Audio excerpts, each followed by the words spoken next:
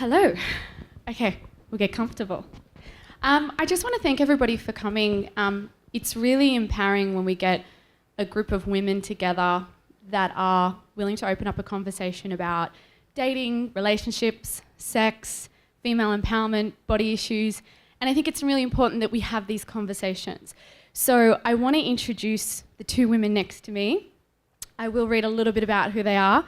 I have on my left, Jane Marie, who is the host of the Tinder podcast, DTR, Define the Relationship, and also has her own production company, Little Everywhere.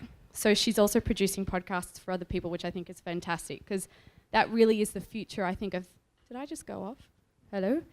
That's the future of, I think, how we're sharing a lot of our content. Then to the right of me, I have Amy Rose Spiegel. Amy Rose is the author of Action, a book about sex, and she's now the chief and editor of Talkhouse Music. And I'll tell you a little bit about myself before we get started, because I think it's really important that when we are up here giving advice and we are talking about certain issues, that people understand where it comes from, because with dating and relationships and sex, yes, there are degrees and yes, we can do or study and things like that, but I think it's also important to know that a bit about our past and why we say what we say, or maybe a bit about our relationship status as well. So I have a doctorate in human sexuality. I have a background in counselling and family mediation, which is a really fun job to do, divorcing people for a living. Which ironically led me into actually studying sex, because people were coming into my office and just unloading all their crap onto me and why their relationships weren't working. So I actually found myself on a personal level. I was in a high school relationship for 6 or 7 years.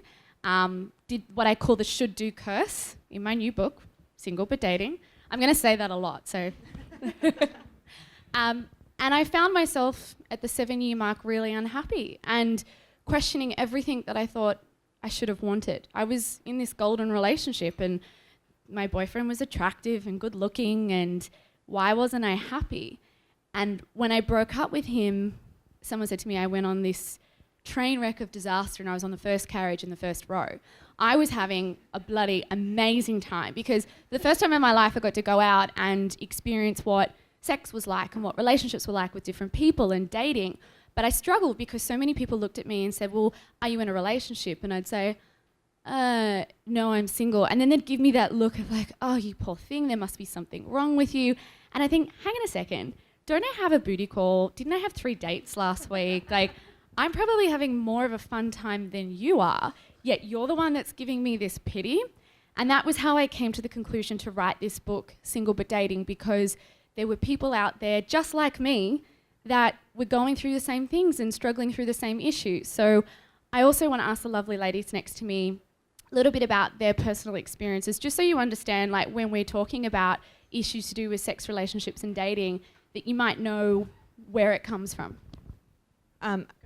Yeah, sure. I'm happy to talk about. So I'm queer, twice divorced. Hopefully, maybe someday 5 times divorced. I don't know. I'm looking forward to just joining the ranks of Elizabeth Taylor or someone like that.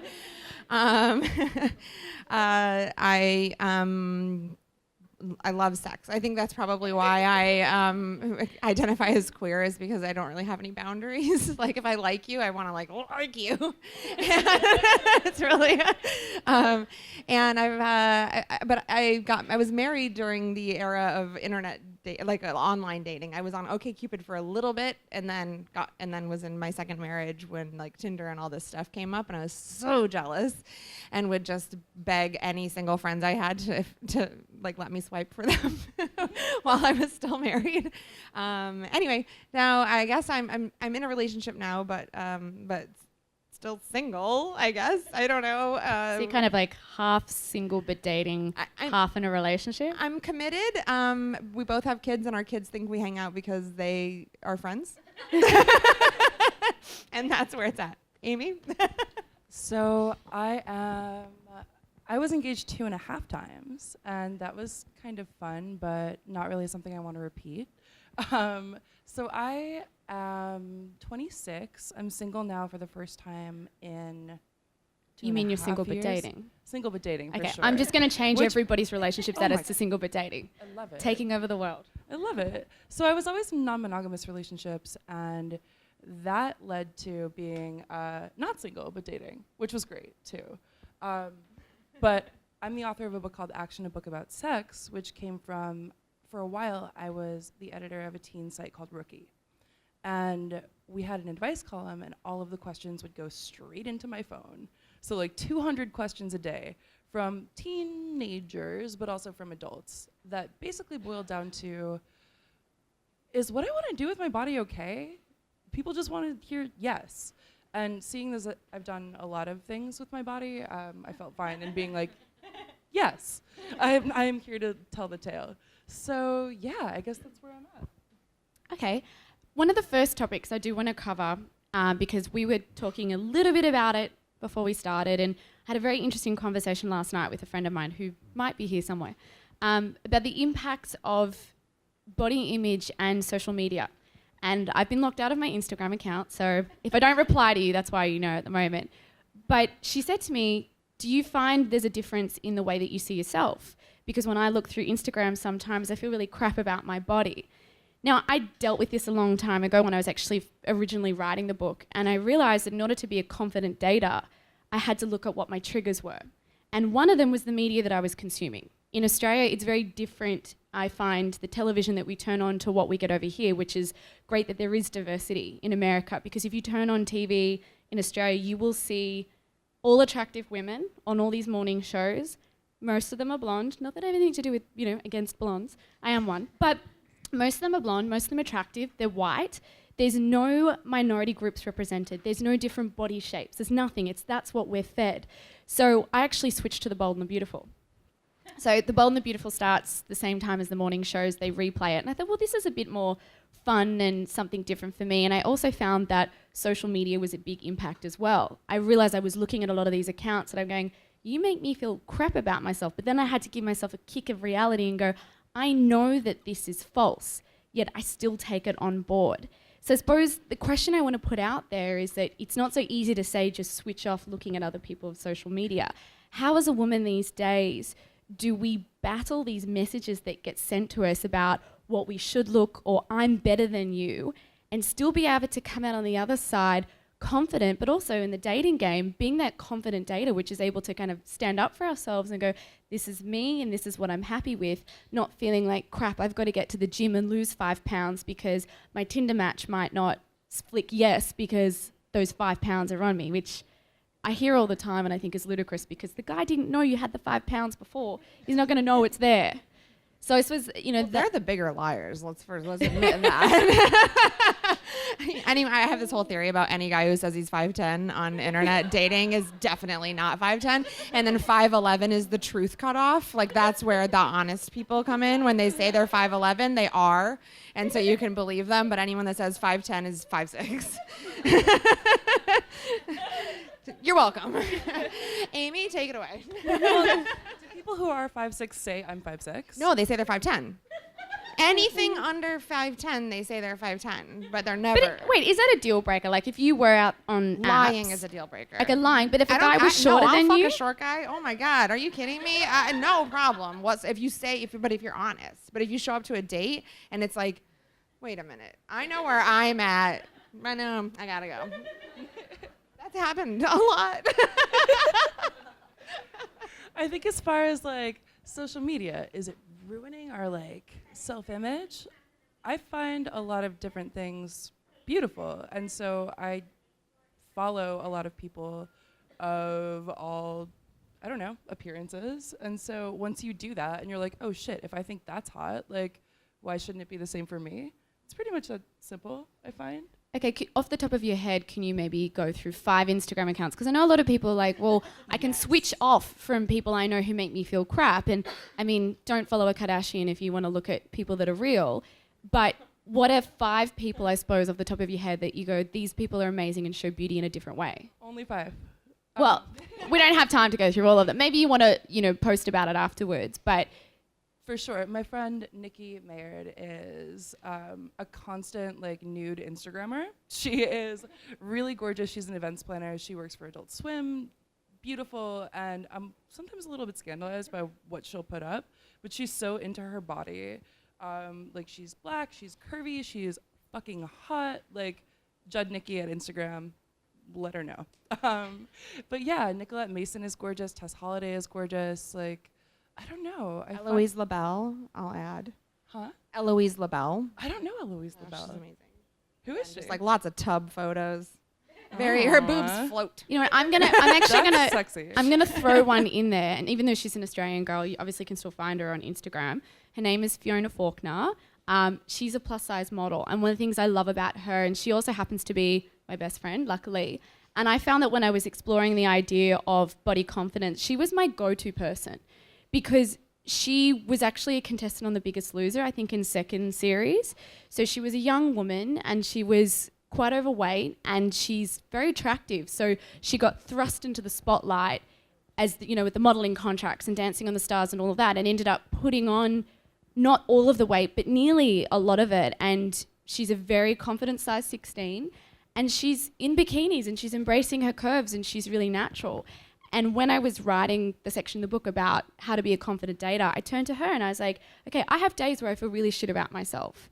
And I'm happy to say that, because I'm not perfect. I don't have this confidence thing down pat all the time. And that's important, I think, for women.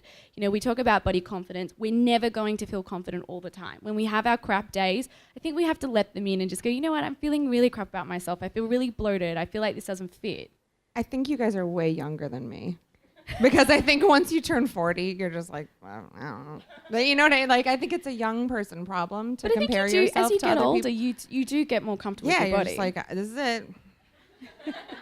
Take it or leave it. And you meet people the same way, you know what I mean? You find yourself attracted to people the same way that you always have, where you just bump into someone at a bar and you're like, you know, and you don't get to decide when that happens. But age helps so much in getting over, like, comparing yourself to anyone. You just kind of get to middle age and you're like, this is all I got, guys. This is what I got. Jane, do you find it like, okay, whenever I look at photos of like my past self, I'm like, oh my God, you thought you were a fucking hideous monster. Constantly. And you were fine. I was the cutest little teenager, and I was just like, oh, all I saw was my zits. So I just assume that that's how I'll feel in the future about now, and that kind of like ameliorates it too. Because I'm like, oh, right. Like, future you is going to look at this and be like, you were perfectly decent, if not a babe. Like, I don't know. So maybe, that helps a you lot should just too. stop criticizing yourself and love yourself. Yeah, live in a bikini for the rest of your life. Like, do whatever. It's fine. Do you do positive affirmations at all? I do for Lenny Letter, actually. That's part of my job. Do you do them? What? Positive affirmations. What are those? It's like you look in the mirror and you go, I'm a strong, beautiful, empowered woman. I'm a strong, beautiful, empowered woman.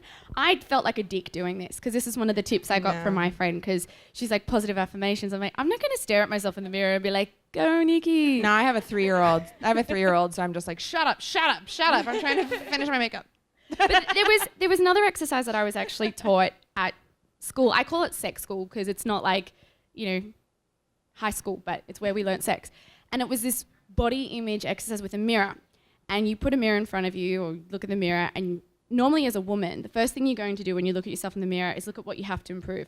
Oh, my eyebrow's crooked, I got to fix that up. Or, oh, I've got to change that, or I don't like my hair today.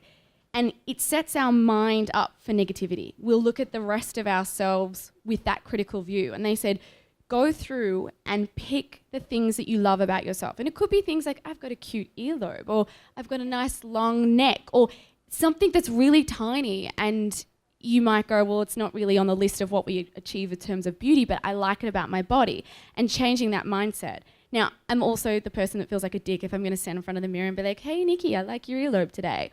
But I did become more conscious about looking at myself in the mirror and changing my view. And I found that that could set off my day in a different mindset. Instead of being so hard on myself, I was like, okay, there's things I like about myself. I'm not going to always love myself. But today I'm happy. I think it's important to think about what we find. Well, like I said, I like everybody. But to think about the things you find attractive and appealing and lovable about everyone in your life. And I think about my past partners and my child and my, you know, and anyone who I have really strong emotional ties to, they're like all across the map, like what people look like or how they act or what their age is or whether they let their grays grow in, which I'm thinking about doing, or, you know, like it's all over the place. And so you just have to assume, I think, in order to have sanity, that you'll be afforded the same generosity from the people who love you. Like, you know, I don't know. I like fat dudes. I'm with it. It's kind of my thing. Short fat dudes. I actually love a short man. I used to have a thing for bald men. Really? Yeah, and ironically now I have a partner that has a full head of hair, like thick dark hair. And I was like, you're with the wrong girl, because there's a lot of bald men out there that I would have just been like, you are the hottest thing ever. And yet I actually ended up with somebody who is really attractive. And I think I was always the type of person that, I must admit, when I've done a lot of app dating. I'd go in and out, in and out, in and out. You go through those stages where you're like, okay. And I'd give myself a timeline. Like, I'd be on the couch and it gets so addictive and I'd be like 10 swipes and that's it. Yeah. Has anyone ever done that where you're like 25 swipes and then I put just five one more match. And I'd go through and I'd get really superficial. And because I realized I was like, I'm literally just flicking on these guys going, you're cute, you're not, you're cute, you're not. Yet at the same time, I was always this person that could find an inner beauty in anybody. And if we clicked, and you know what, I dated some really ugly guys. And I can say that in terms of like ugly from a superficial level, but I found them beautiful for different reasons. So I always struggled with app dating because I loved it and it's so addictive. And I'm that person now that I steal all my friends' phones and I go through and I make them matches. It's very superficial. It is very superficial. And that's the hard thing as a woman who's not so superficial, who I can see the inner beauty. And I suppose that leads into a really good question, is that we are living in this age of superficial dating. We can't deny it. We all get addicted into these apps and it is a great way to meet people. I can meet someone, if I was single, I could meet someone sitting on the couch in my pajamas looking like crap and not have to go out in uncomfortable heels to a bar and play that whole game, which we once had to before. So it's a great way to get out there, but how do you balance that idea of, okay, I can get sucked into the superficial cortex, but I'm also a person that understands inner beauty and a connection, because at the end of the day, you're going to want somebody to be judging you for that as well, not, oh, she's cute, I'll say yes, or no, she doesn't fit the mold. So how do you balance that? Because I always really struggled with it because I hated that sometimes I was superficial. I don't know. Okay, that's the most intelligent response of the evening. I really don't know. I mean, I have no idea why I ever swiped right on anyone on Tinder. I was just like, it's just like a reaction. Yeah, it was just like that. And it would be for what I don't even know why. Like the look in somebody's eye, or like, you know, sometimes those ones where you don't even see their face, but there's like a spread of cash across their lap. And you know, you're just like, sure. I don't know. Maybe this will work out. Did you ever swipe right on somebody that was like, you know, like the guys that are towel around them, or like a dick? I don't know. Can you have a dick pic in a profile these days, or does it get? No. You can't, but you know that it's coming as soon as you message coming. Them. You know what I mean? Like you're like, this is the kind of guy that's going to send me a dick pic right away. Have you ever continued a conversation with someone that's just first out giving you the dick pic? Yeah. And where does that normally lead? Like straight? Well, did you want to come over? It was the greatest date. And he was so hot, I can't even tell you. I showed you. Yeah. And then I was like, something's wrong here. This guy is going out with like a 38-year-old mom. He could be dating a Kardashian. So I Googled him a lot, and I found out that he was an international drug trafficker. Oh. So he was just like wasting time, I guess, between jail stints. Yes? What's the problem? I mean, the problem was I had to ghost him. I had to be like, I'll never talk to you again. Don't kill my family. So I'm actually on an app for the first time, and I Mazel want to know, tov. like, thank you. It's amazing. I'm on Raya, and it Raya. is. Yeah, Raya. Does everyone know what Raya is? Yeah. It's my ex-husband offered to get me on Raya. Honestly, I've been sending my code out to anybody. Hit me up after. Yeah. But like, I got rejected from Raya. No way. Yeah, last time. Your Instagram's suspended. Well, it's suspended now, but once upon a time, one of my friends was like, "You've got to try Raya." I think I tried every day. Because you're a writer. Also, you write about sex. Yeah. So they're like, "You're gonna dob in. You're gonna like, dob in on all these people that you've matched." I was just like, "Look, I don't write. I'm not a journalist. It's okay."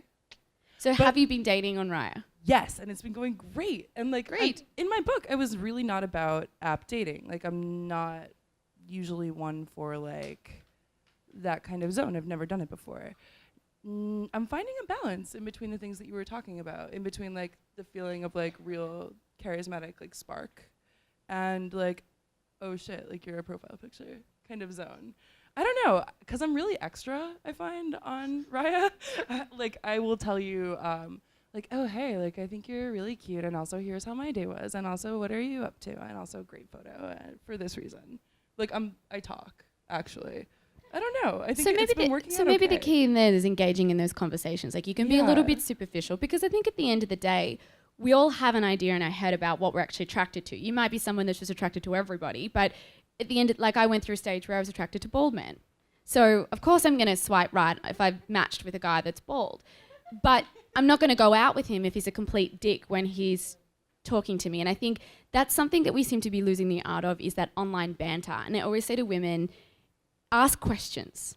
And I can't stand when a guy messages you and it's just like, hi. What am I supposed to say when you say hi? Like, hi back, and then you go, how's your night? Yeah, great. You've got to keep that banter going to be able to get to a stage like what you're talking about, where you can start to sense, is there something there that I'm interested in this person? Do I find them engaging? Would this make a good date? Because at the end of the day, all you're doing is really like a pre-interview to going out on a date.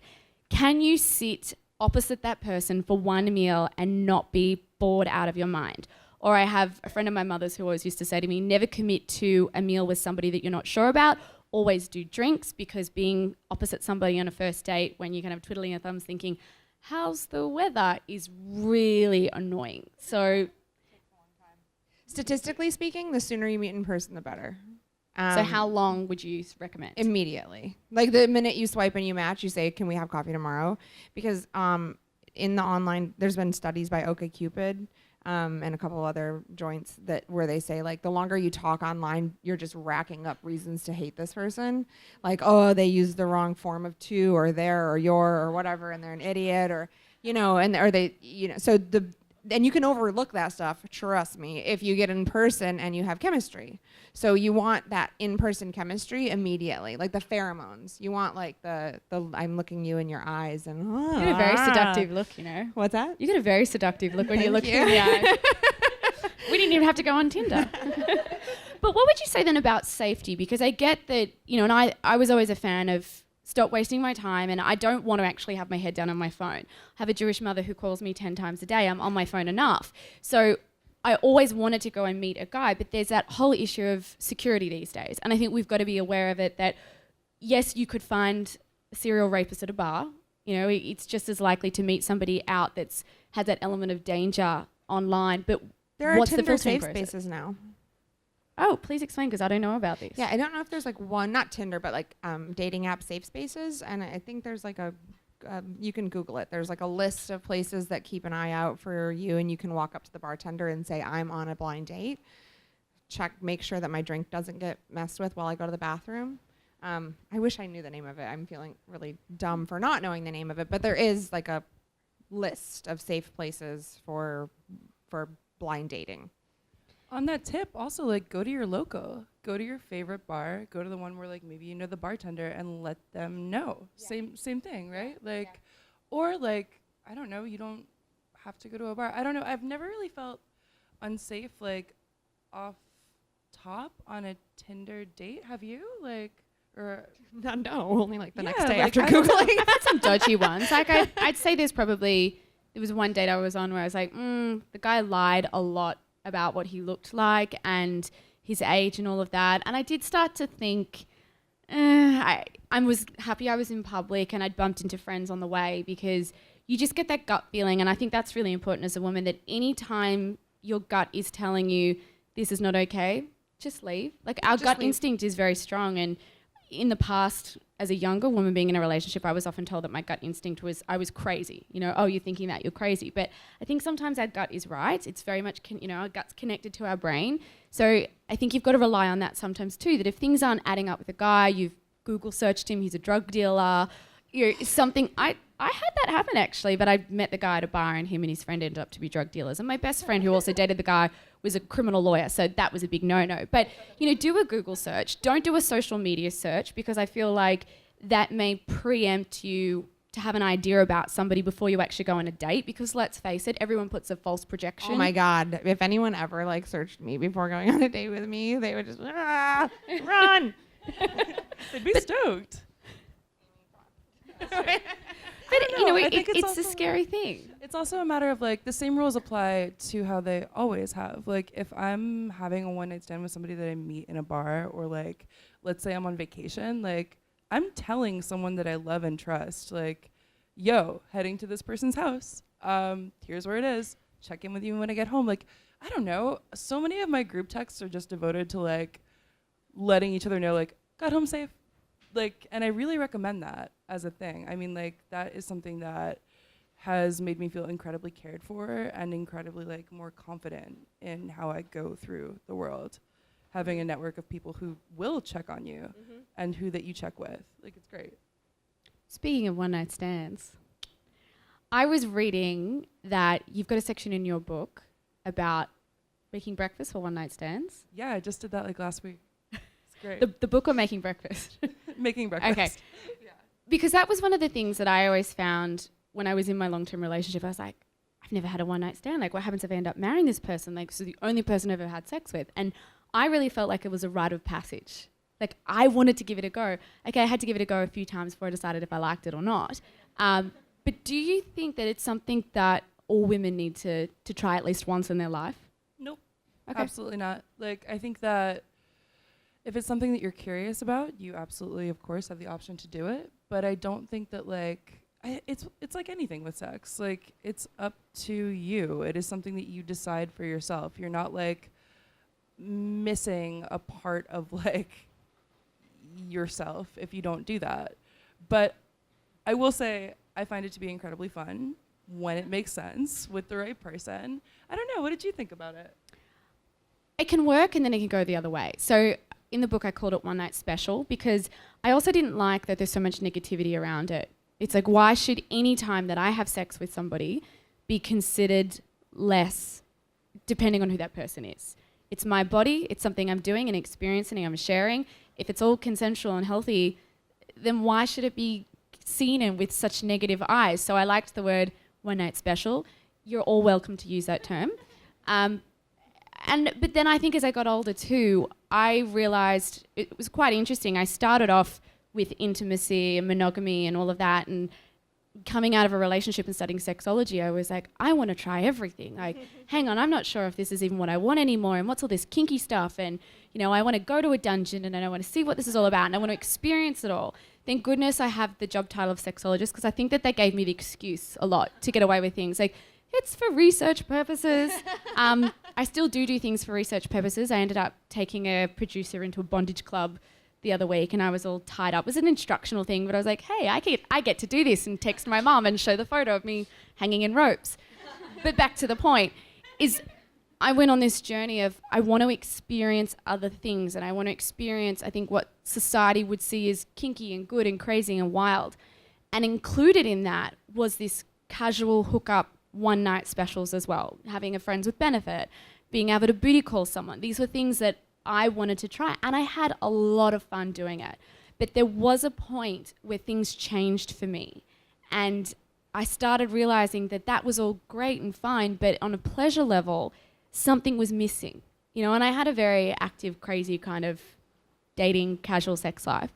So I got to this point where I was like, well, this is great, but I actually don't feel satisfied. And I realized that what was going to satisfy me was intimacy and a connection, and I couldn't get that on a one night stand. So then the casual encounters became really less fulfilling, where I had, you know, my married girlfriend sitting at home with 2 kids who are like, oh my God, that's so exciting and fun. I'd love to be doing it. I was like, I just want one person.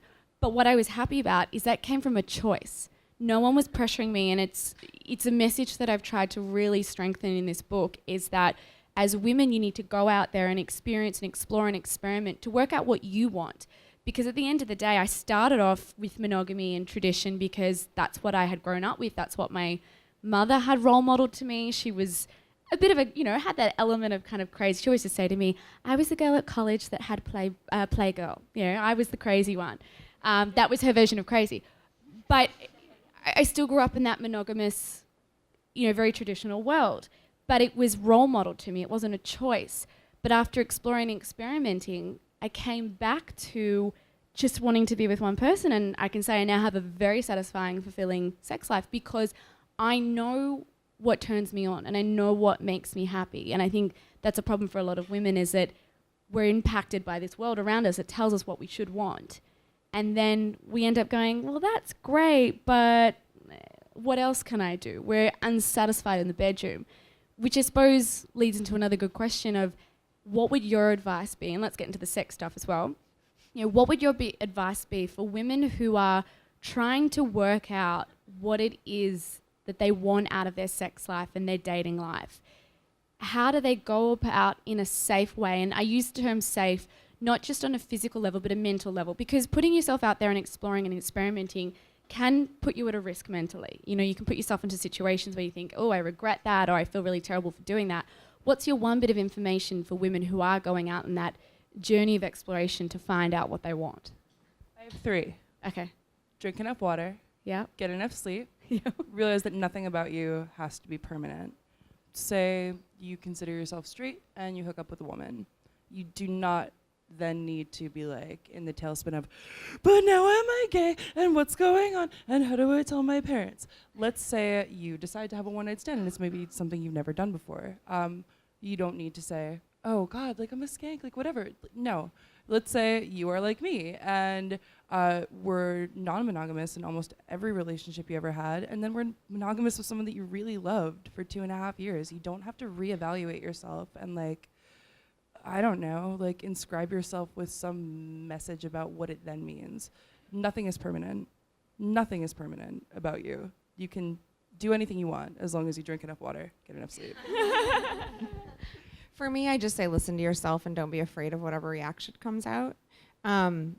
Meaning if a space feels dangerous, run. Who cares? Like, you know, have your phone on you and call the cops if you're scared while you're running or whatever, but just get the fuck out of bad situations.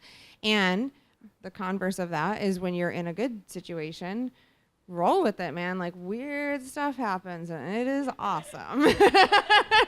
It's called, there's like a term, there's this book called Passionate Marriage that I read, not when I was married, but there's this term called wall socket sex, where you're just like so tuned in that you're like not self-conscious whatsoever. Like you're not thinking about your body or their body or anything. You're just like, like, you know, and just following.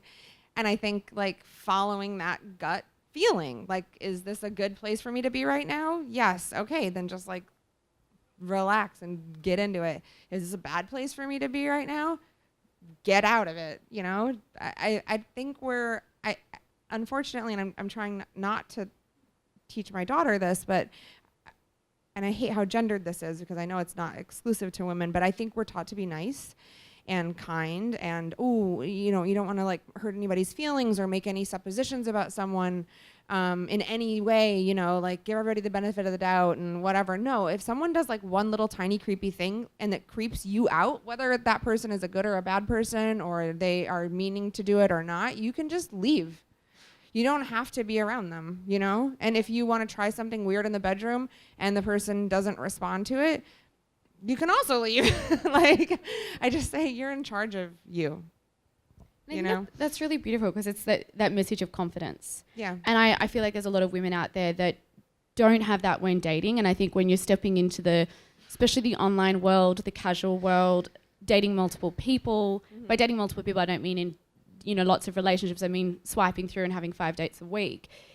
You really have to have that confidence as a woman to stand up and say, I know that I'm worth more. And if you're not going to respect me and treat me the way that I want to be treated, I'm out. Walk in. He said he was 5'10", he's 5'7", I'm gone. Walk out. I mean, seriously, that's what I've done. What else in is 5 he lying seconds, about? Just like, See I ya. have other shit to do tonight. I don't know you. You're a complete stranger. Goodbye. Like, I have no investment in this. Totally. And you're a liar. Yeah, like I'm with that too. Like, I don't know. The fact of the matter is, like, you don't have to go along with somebody's like whack bullshit about like, oh, like, this is my interest and I'm bulldozing you or whatever. Like, just leave. Just go. You're right. Like, But I think that's also the fact that we have options, because in years gone past, I think dating was more traditional, and it's interesting. I think it was actually harder back then but less complex. You have to explain to your parents what happened at the end of the night and all that. Yeah, but also too, you didn't have as many options. It was like, well, this guy's nice, I've met him at a bar, we've been set up, let's continue dating. Whereas now, if someone lies to us about their height, we can ditch them and find someone else to replace them probably in 5 seconds. And as much as there's a downside to that, and we're getting so distracted by options, that I find people are really good at going on dates and not getting in relationships, because we do sometimes get fussy, like, well, you're not really cutting the grade. I know I can find someone that does, but at the same time, it gives us the options on the positive side of things. And we go, well, I don't actually have to put up with being treated like crap. Which also leads me to a question about you. Oh. We have more reproductive choices now. We do have more reproducctive choices. Yeah. For now. For now. No, I mean, we can have kids later in life. I waited a hell of a long time. How old were you when you had your daughter? Oh man, Who has the best name ever, because it's my nickname. My little Goldie. I had her when I was 36, and yeah, I like just missed that whole like advanced maternal age thing where they do the amniocentesis and all that shit. So yeah, but I waited until kind of the last minute that I could wait. But I feel like, you know, back in the day, like that was a lot of the driving force behind like making your mate have to choice. Make babies, have a family. What am I gonna make this baby? And my sister's 31 right now and is still in that mindset. And I'm just like, you're so offensive to me. Like the fact that I waited 5 years after the age you are right now and you're freaking out at 31, like seriously, no. but I think women do freak out these days, and I freaked out. Yeah. I always knew that I wanted to freeze my eggs. So in the book, I've spoken about my personal journey. And what was really good is when I first originally wrote this book, I was talking about egg freezing. I hadn't yet done it. Being able to write the second edition for a US audience, I had done it. And I was able to say how it changed things for me and how it impacted, and also what I went through. Years and years ago, I was actually living with a British high-end matchmaker in LA, which was very entertaining. And she revealed to me one day that she had her eggs in the freezer. And not only did she have her eggs, she had embryos. So the difference is, if anyone doesn't know, eggs is just the eggs. Embryos when you fertilize them with sperm, because they have a higher chance of survival. So after a certain age, a doctor might say to you, listen, your egg quality does decline as you get older. It's a fact of life. It's a shitty fact of life for women. Something there. So she thought that was a better option. She now has a beautiful little 4-year-old girl using the frozen embryo with a sperm donor and a surrogate. So quite a miracle child. But at that point, I knew that it was something that I really wanted to do. I was not in a position where I was anywhere close to a relationship, nor did I want to be. You know, I was probably about 27. I'm thinking, I'm having way too much fun. I don't actually want to be in a monogamous relationship, but I'm one of these people that 100% has always known that I wanted to be a mother. I'm a very maternal person. So writing the book and talking about it actually gave me that last minute push to go, crap, I need to do it. Because what happened is I started going out and researching it, and I spoke to a fertility specialist, and she said, oh, you know, we're just on the phone. She goes, oh, well, let's plug you into the calculator. Not that I'm one of these people that always believes in such statistics. Like I was thinking, you know, I'm always that exception to the rule, but still you've got to go with it. So she put in my age, I was 29, looked at everything, and she goes, so if we freeze your eggs now at 29, you have a 38 to 40% chance under the current technology, keeping in mind that obviously there are advances, but we're not there yet. You've got a 38 to 40% chance that these will actually survive. And I cried, because it was something I just always thought was a backup plan. Like, it was a foolproof backup plan. I'll freeze my eggs, it's totally cool. And he was like that slap of reality across the face. So I went through and I did it, and I filmed it and I put it up on YouTube if anyone wants to have a look. Reason being is that I wanted to share the story, because it was really impacting me, and I actually had a TV station that wanted to follow me around, but they wouldn't give me final edits. And I thought, nah, this is my story to tell. This is my body. This is also my vulva and vagina, and people are going to be up there and we're going to be filming and your baby. Yeah, exactly. I wanted to have control over it. So I took one of those blogging cameras. I felt like a total tosser talking to myself, but I got better at it. And it was such an amazing response that I got from women, because there are women out there that it inspired them to go and do it, or they had experienced it themselves and they're like, thanks for putting it out there. Or they were women who were a bit older that said, I wish that this was something that someone would have told me. It takes the weight off. I mean, completely. Now that I'm dating again, or have been dating recently after I've had a kid, like, there is nothing on the horizon. Like, I've been married a bunch, got a kid, whatever. Like, build me a house, I guess. I don't know. What's the, you know what I mean? Like, there's nothing, there's Another no divorce. Milestone.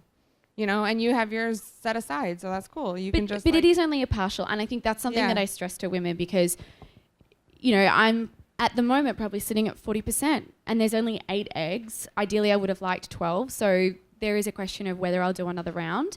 But it is only a partial backup plan, and you're better to do it earlier because the earlier you are, the better your eggs are. So for me, I saw it as there's all these options out there. Why are we not accessing this technology? Why are we not utilizing it? It's still a subject that has so much shame and stigma around it because, oh, you might be selfish if you're doing it. And, oh, God forbid you should have a career or prolong having children. At my life, currently at the moment, yes, I'm in a relationship. No, we're not in a position where we want to have children. So, I'm 31 years old. By the time I do have children, I may already be in that zone where, hey, there's a little bit of trouble. But I've got the eggs as a partial backup plan, but I did it at 29. So I have a lot of friends that are mid to late 30s, and I had a friend of mine that turned 37 the other day, and she said, oh, if I don't meet a guy in the next year, I'll freeze my eggs. I was like, and I'm a bit more vocal about it than I used to be after going through it. And I just said to her, what are you waiting for? Just do it. Your eggs are already getting older, and that's one of the problems is we think of it as the plan of when we get to our late 30s or early 40s, maybe then we'll do it. At that point, what we're doing isn't as effective. So I think it's something we need to be addressing in a younger audience and go... Unfortunately, it's not covered by insurance. It's hella expensive. But it's cheaper. What's covered by insurance is keeping boners going until people are 80 years old and can get everybody pregnant with those boners until they're 80 years old. And we don't get to decide when we can do it. Sorry, that's my political statement for the evening. Can we please freeze our eggs under insurance and have birth control and abortions, etc. Yeah, I don't know. It's weird. I guess I'm coming from a different place because I just got an IUD right before the inauguration, which I didn't ever think I would do. Where I was like, the freedom that I want is to be able to not have a baby just yet. I don't know. I think that it's something that is definitely not talked about, definitely among my friends as much. Did you have people who were guiding you through this? I did, but it was like we were drug dealing because I had, when I started putting up my hand and saying, this is what I'm thinking of doing, obviously I was a bit more open and vocal about it because I was running around with a bloody camera in front of my face and I was going to put it up on YouTube and it was covered by the news, so people were going to find out anyway. The more I started saying to people, I'm doing this, people came out of the woodworks, and it was the one thing that helped me. And I think if there are women out there who have done it and they've got other friends that are considering it, talk to them about it. And it's one of the reasons why I still have that documentary out there floating around and people still watch it, because it makes you feel normal when someone else has been through it. And one of the first people I spoke to was a girlfriend of mine who, lo and behold, was actually going through the process. So when we went to an egg freezing information night, we had her hormones in my handbag in an esky thing. Because she's like, oh my God, I have to do my hormones when I go home. Will you give me the injection? I was like, oh yeah, cool, I'll do that. And it was really refreshing to have her have gone through the experience a little bit ahead of me. The thing that really frustrated me is within the clinics, because you can go into these morning clinics and get injections if you don't feel like doing it yourself, no one talks. And everyone's kind of head down, and even within the IVF circle, there were women that were friends of mine that I didn't realize that had their children through IVF, who then were coming out to me on the down low. Every twin birth. Every time I see twins or triplets, I'm like, IVF. But they were coming out and talking to me about their experiences because I didn't breeze through it. And I was just one of those unlucky people who just had, these side effects. But having someone else say to me, this happened to me and it's okay, made me feel less like a crazy person and normal, because I did go through this full mental head case situation. Yeah, the hormones make you crazy. But it's not just the hormones, it was the fact that, and it was probably a stupid... About it. Sorry? No one was talking about it. That too, but I was 29, nearly 30. Now, everyone goes through that bit of a headspace when you get to 30 and you start questioning everything and, oh my God, what am I doing being single? I saw Kim Kardashian recently came out and said, I married Chris Humphries because everyone around me was getting married and I was 30, and I thought, what the hell? Smart reason. But, on some level, I wasn't looking at getting married, but I was freaking out. Add in the hormones to that, and it's like the biggest freak out you could possibly ever have about turning 30. And then people make those comments to you and go, oh, so are you going to have kids on your own? Or they go, oh, so at what point are you going to use these eggs on your own? That was a question I got a lot. And I actually decided somewhere along the line that if I was ever wanted to have a child and I wasn't in a relationship, I would do it. Something completely. And I've got amazing friends around me who are single mothers. I thought I was doing it with somebody else, and then, whoops. So how long were you a single mother for? He bounced. I mean, it's been like, she's 3. I've been single for 2 years. So I had a partner for 1 year, sort of. He was like a touring comedian, so. Yeah. I've basically been a single mom the whole time. But it's great. It's fine. It's totally fine. We're all fine. How many people were raised by single moms? Yo, straight 3 up, of of you? course. That's amazing. Only 3. I don't know. My thing is that like, I always wanted to foster. I still do. I am getting married, actually. I just had my engagement party. Mazel tov again. Getting married to my best friend Thora so that she can use my insurance for her hormone therapy. Fantastic. Like, in case anything should happen. So, like, that's my zone. That's where I'm at. Like, I always wanted to foster. Getting married to my best friend, we're not going to do it. But I asked, and we were both just like, no. It's not worth it. So that's where I'm at with it. And I figure, like, I don't know, that's the kind of love I want in my zone in addition to romantic love. Like, nothing about that I feel precludes me being with another person in a serious and sustained way. So I guess, yeah, growing up in, like, a family structure where it was a given that, like, you would have to be independent and, like, make everything for yourself in this world, especially if you wanted to share it with others, like, that was a gift, and that's how I still feel. Beautiful. Okay, so since we're talking about, question? Is that a question or is that? Oh, yeah. Can I ask these girls one question and then open the floor? So since we just spoke about making babies, I want to quickly, really briefly touch on not making babies, e.g. safer sex. Now, I have a box of condoms here. I love my little Brandon Siegel but dating condoms. So if you buy a book, I'll put a condom in there for you. More than welcome to use it. There you go. They're floating around. But I got a HIV test this week and Facebook lived it because I was in West Hollywood and I don't actually think in Australia we have the rapid testing. But I feel like safer sex issues for the heterosexual woman is a really big thing because we're so good at talking about things like HIV amongst the same-sex community, high risk, which in Australia we talk about men who have sex with men, lower socioeconomic groups or people that are using or sharing needles. But as a heterosexual woman, I was always shied away from going to these clinics, which these clinics were much more informed about STIs, which are formerly STDs, medically correct, we're going to call them STIs, but they were much more informed and my local GP was not. And I also received judgment. I actually should have reported one doctor who gave me such a hard time when I did go to her about having unprotected sex, and she was so judgmental. A media doctor, even though I'm in the media, never go to media doctors. But it's a real issue to me that's facing a lot of young women, that we have this sexual culture where we have this permission to go out, and if you want to be having one night stands and making the guy breakfast in the morning or the girl or whoever the group is, you're able to do that, but yet we still have this issue that people are talking about safer sex, and I feel like they're not talking about why we're not doing it. And I personally think that it's because a lot of people find putting on condoms isn't as pleasurable, it ruins the moments. Big organizations are not addressing that, nor are they addressing that the heterosexual woman these days is having more than one monogamous partner, possibly in a weekend. The testing is, in Australia, and I think it's the same here, most government bodies say that you should get tested before each partner. And I think, well, that gets really confusing because you could have multiples in 1 week. So the last bit before we open it up is, what is your advice to women out there who may be casually dating, having casual sex, besides just using condoms, which would be the obvious? What would you say to them about safer sex? One, having HPV and herpes is fine. The rest of them, besides HIV, and even HIV at this point, you can get rid of with drugs for the most part.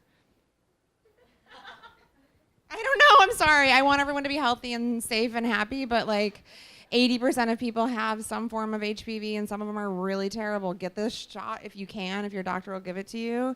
Herpes is like, all of a sudden it's a cold sore. It's like not that big of a deal.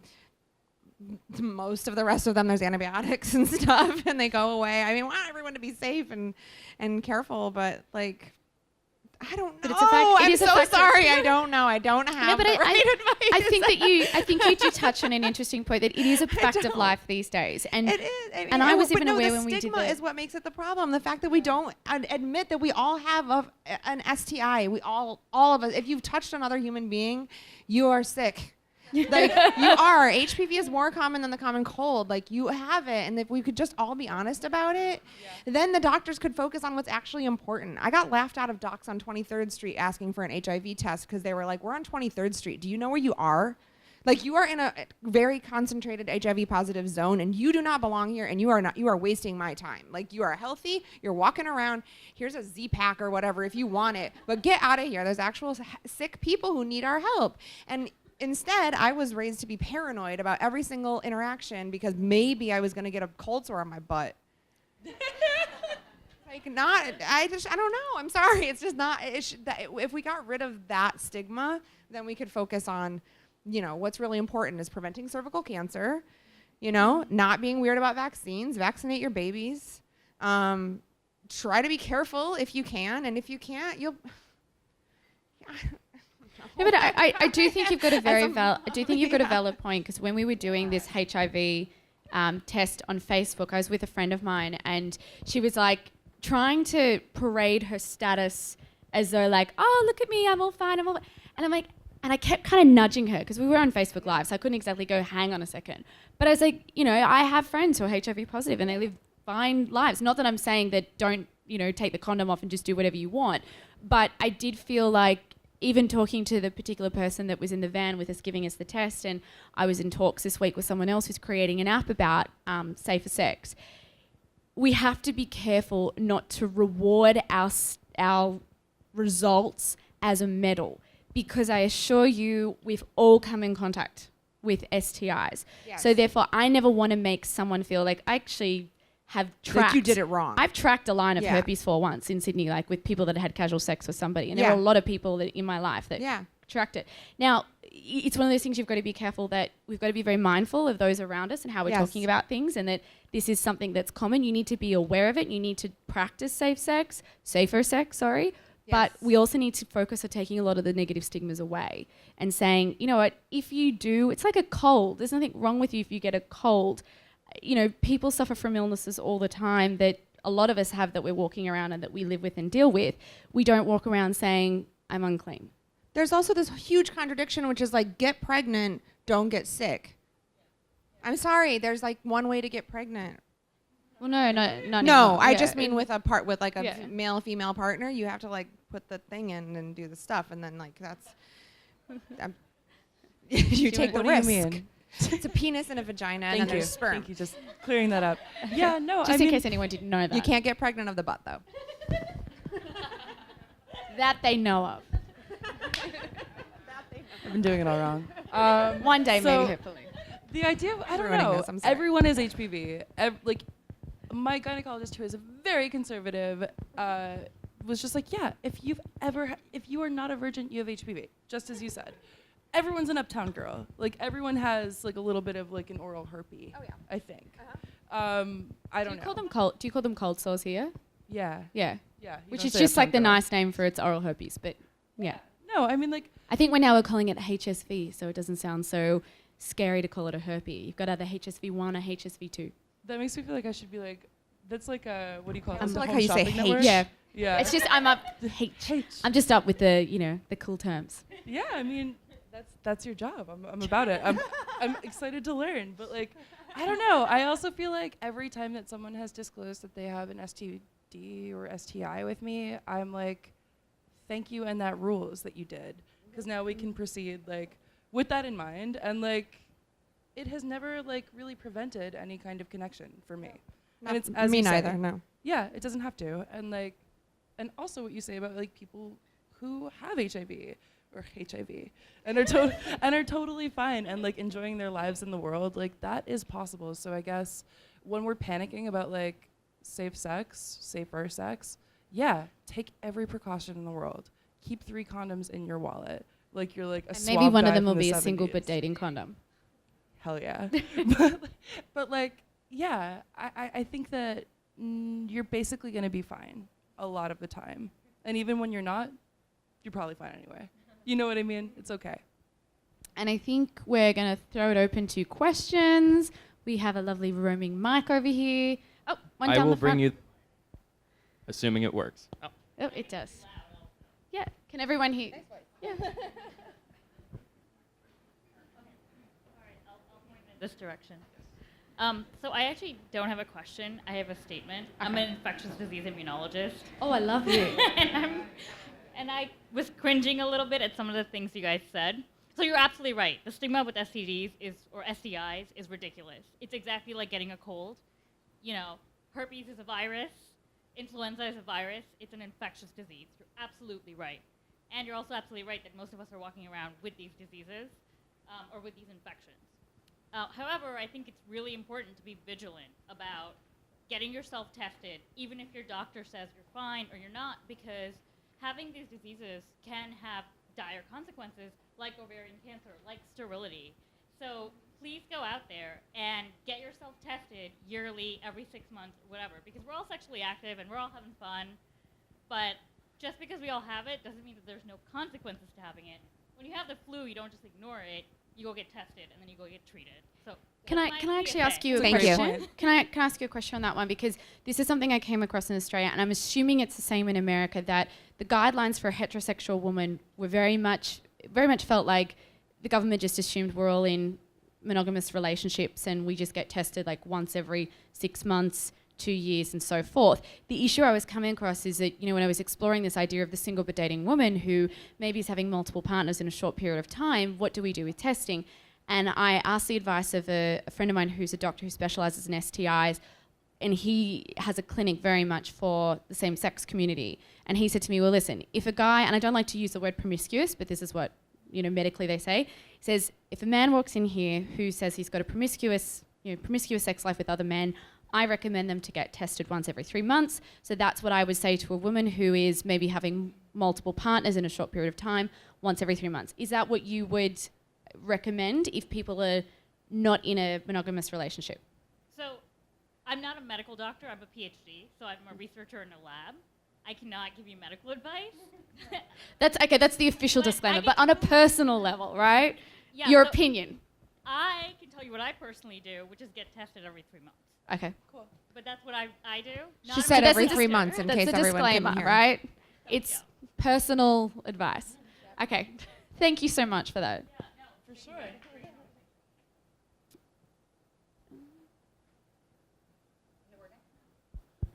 Okay. Hello? Yeah. Cool. I'm just going to throw this out there. Porn. How do we feel about it? Love it. I love. Okay, Well, this I'm curious about, so I know there's a lot of Hate the studies out there. culture. Love the porn. kind of love the Agreed. culture. Well, I'm curious because I think there are a lot of women right now. I was reading some sort of Cosmo magazine or some shit like that. And they're saying a lot of women watch porn that isn't really their actual interest, right? So I'm just kind of curious of sort of how you guys feel about it. Also, what do you watch if you want to talk about it? Okay, so as a sexologist, I made it my mission to investigate porn because I was asked to comment it on all the time, and I was like, how can I?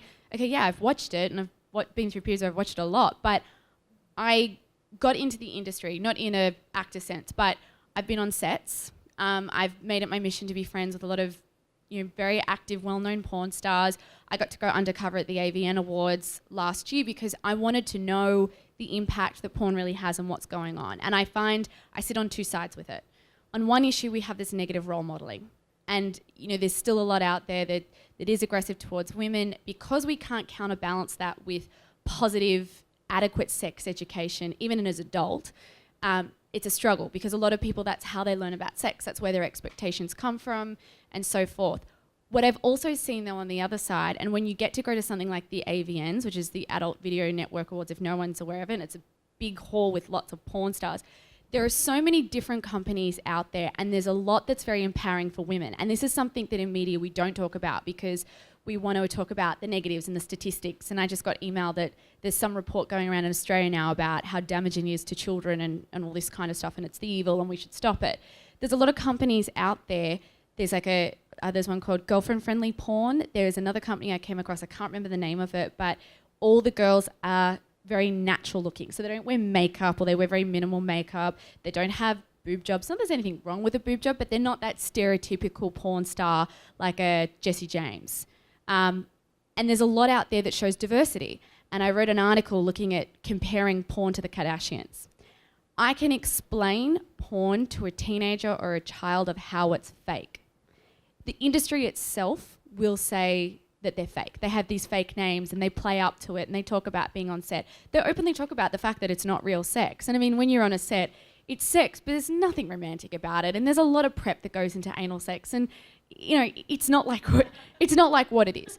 But they're very open and honest about it. And if you do your research, it's very clear. Even the type of porn, like there's still that, some of the porn, there's still that kind of fun element to it where you just know they're having a bit of a dig at people. Whereas reality TV, most people don't know what goes on behind the scenes of reality TV because they want to promote it as reality. So what is worse for us? If we had adequate sex education, if we had education out there where you were able to do like what I did when I studied, which was watch a lot of real people having sex, you're then able to see the difference between them and see that porn is fantasy.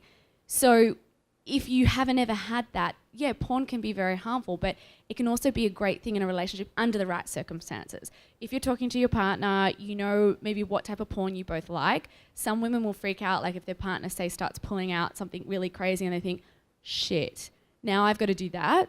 You know, like you've got to have those conversations first about, this is just something I enjoy, because often people will choose a type of porn that isn't the norm in their own life. So I have gay friends that say to me, I love straight porn. I love gay porn, right? I'm not a man with a penis, so I can't do what they do. And sometimes I find it really fun and interesting and hot.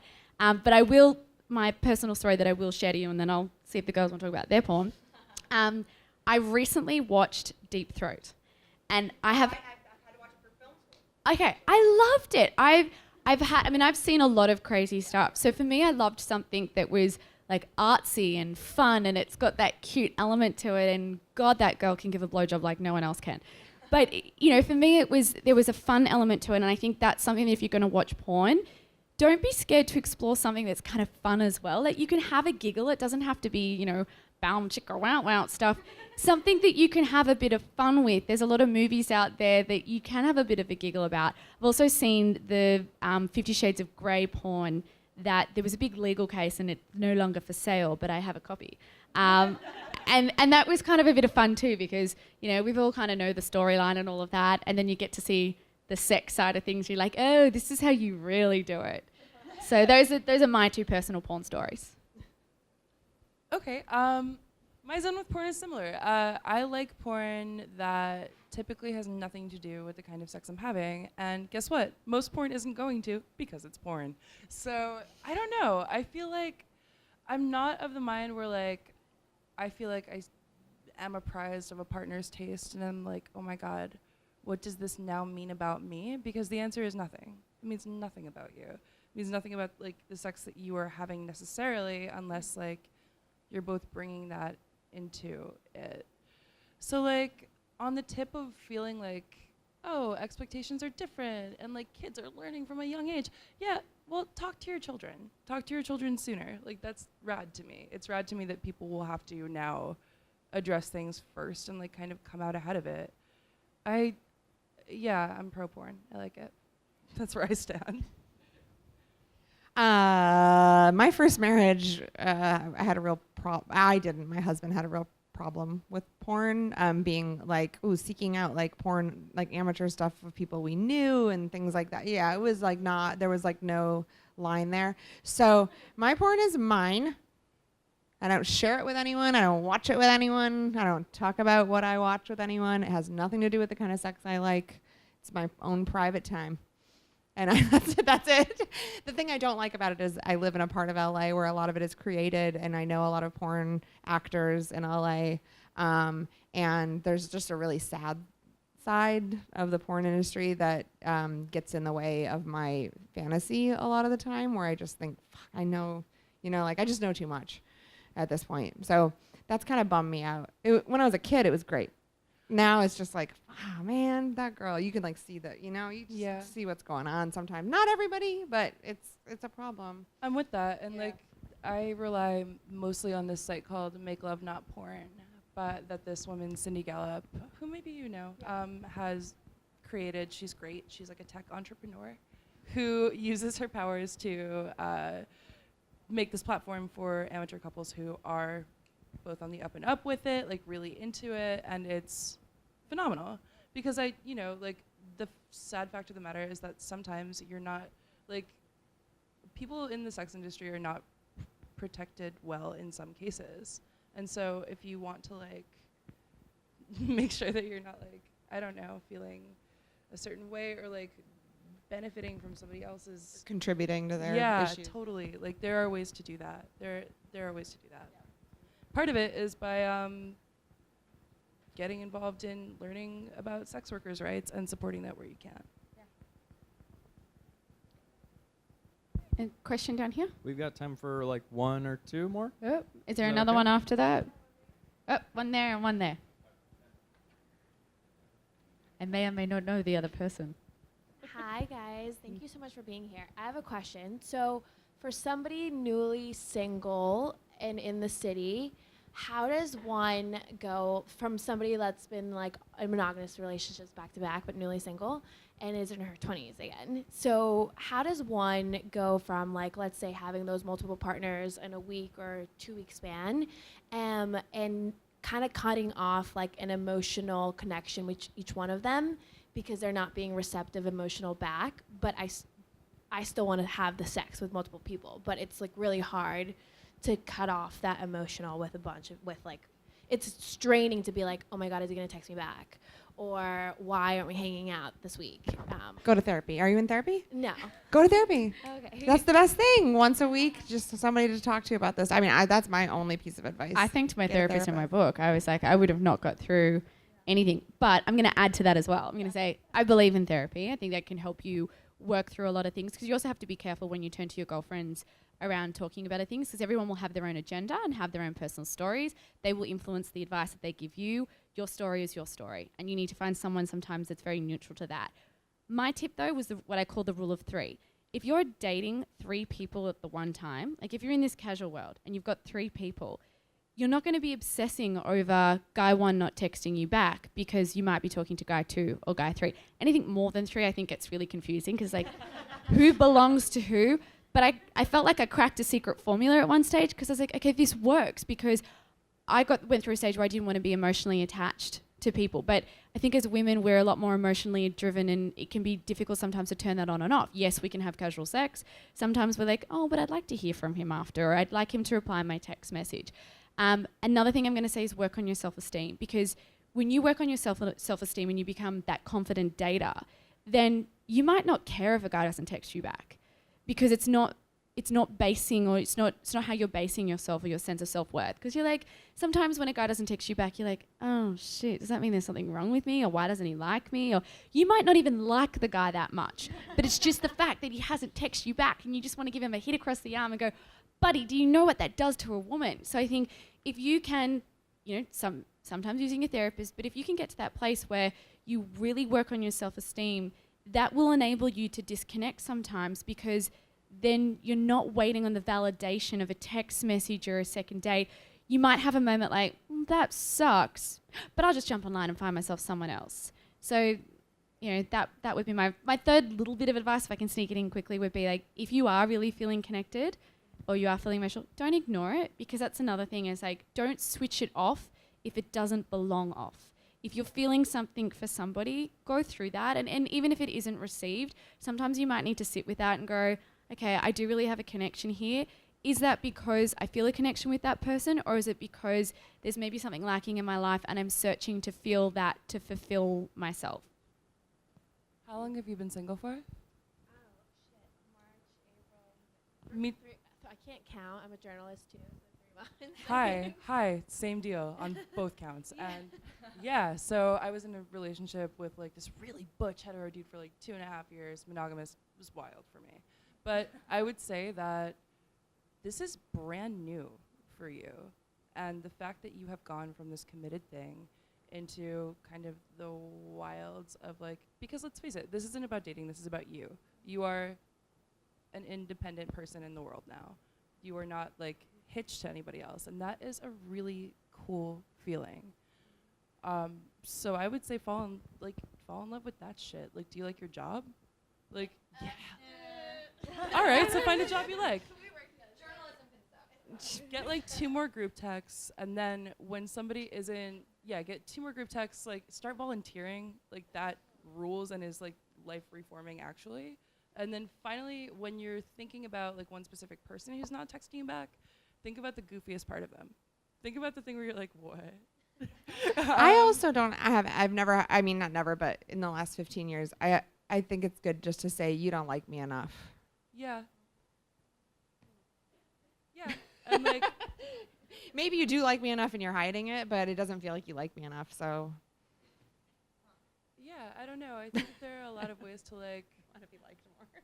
focus. I only feel like I'm freaking out when someone's not texting me back when I'm really bored. Or like I don't know, or like I'm just like scrolling Twitter or Hence whatever. the rule of 3, because if you've got 3, you're not bored. Right, exactly. So just find ways to like be excited outside of like whether or not your phone is lighting up, which sounds really stupid and basic, but it works for me. Great, thank you so much. Sure. Read Lonesome Dove. Yeah. Oh my God, I read that because Read of Lonesome you. Dove. Just read Lonesome Dove. It's Lonesome Dove. It's a book. It'll take you a year to read it. It'll take your mind off of everything for a year. It's the greatest book ever written. Lonesome Dove. It's downstairs.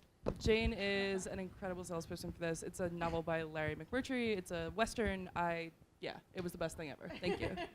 Can vouch. My question is basically, do you think it's socialization that we expect men and women to have sex in different ways, or do you think there's something inherent that means that men and women approach sex in different ways? I think we've got a real issue with gender stereotyping with a lot of things. You know, even at the moment, it's just how we're expected to be as a woman, not even how we have sex. I wrote an article, I think maybe it's out today on my blog, maybe it's out tomorrow, I don't know, but about being a tough woman. And it's like, well, we allow men to be tough, but when a woman is tough, it's said in the negative, not in the positive. And I think the same thing is with sex, and I call it the princess syndrome, that we raise girls to be princesses, and we say your virginity is this flower that you give away and it's precious. We don't tell them to masturbate, you know, all these different things, and then yet we seem to humorize boys masturbating, and we make fun of their playboy ways, and oh, he's just going through a phase, or he's just exploring himself. There's this real issue. We even look at, you know, slut shaming, and we don't even have to say the word anymore. It could be like a look or a comment where someone's sexuality is perceived in the negative. So I think we massively have this issue with how women approach sex, and it's really hard when we say things like women are sexual beings, women want sex just as much as men do. There are a lot of women that will struggle with this idea that they have this desire and they might want to engage in casual sex or have multiple partners, but yet the society around them tells them that if they do that, they're wrong, they're bad, they're dirty, it's a bad thing, and therefore they might be living a life with this struggle internally or this guilt. And that's what I have a problem with. And that's where it's really about exploring what you want away from all those societal ideas, because sometimes you need to separate and go, well, what am I doing based on what internally I want, and what am I doing based on the influences that are around me, whether that be culture, religion, society, family.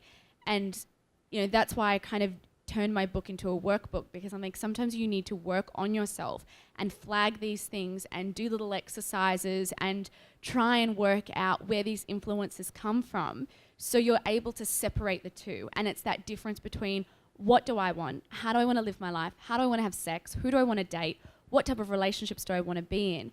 And what's actually my decision, my choice, or what's influenced and I think it's my choice. And that's something that's really hard to do, because we often think, you know, things are our choices, when we depict it, we start to look at it's actually encouraged or influenced either by role modeling or the society. We're not even aware that it's not our choice, if that answers. I find that when I'm subscribing to certain kinds of gender roles and expecting certain things, like let's say I'm having sex with a man, like I'm being cruel to both of us, which is not cool. When I'm saying like, oh, okay, like he wants it to be detached and like I can't be affectionate or like it can't be funny or whatever, like that's unkind. And so I try not to do that, and that has been like this single, I would say it's improved my sex life more than anything else, is when I'm able to say like, okay, the only mandates are to be respectful and kind, and I've been so wrong on so many occasions about like what I think men want. I've been so wrong. Like, I was like really like not at all tender and kind of unfeeling and kind of flip for a while, and I didn't notice that I was hurting people's feelings, like hurting men's feelings. And once I was apprised of that, it was really helpful. I mean, like, I don't ever want to go into a sexual relationship with anybody without the idea that like, I don't care what like men and women do. I don't care what people of any gender do. I care about what the person in front of me is doing in that moment and what they need. And you find out by asking. So I'll just say that I was never shamed as a child. My parents didn't. I asked my mom what fucking was when I was 4, and she was like, "This thing feels great. You get to do it when you're older." I was like, "Cool." And now I have a 3-year-old, and I'm just gonna tell her the same thing. Just follow that. Follow your feeling. And yeah, I don't know. Sometimes I'm the top in a relationship. Sometimes I'm the bottom. It depends on who I'm with. Or, you know, it really depends on the circumstance, but you just follow. I don't know.